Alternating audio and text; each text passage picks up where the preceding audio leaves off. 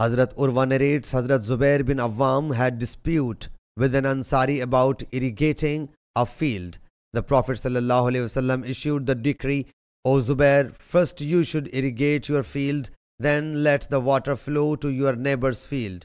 Whereupon the Ansari said, Is it for the reason that he is the son of your paternal aunt?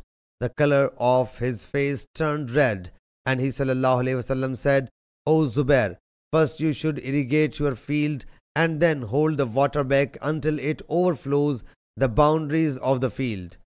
Thereafter, let it run for your neighbor.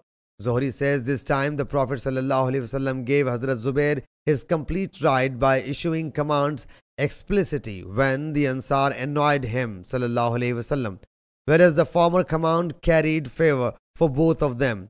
Hazrat Zubair says, I think these words, Then, O beloved, by your Lord, they shall not be Muslims until they make you judge in all disputes amongst themselves, has been revealed in this connection.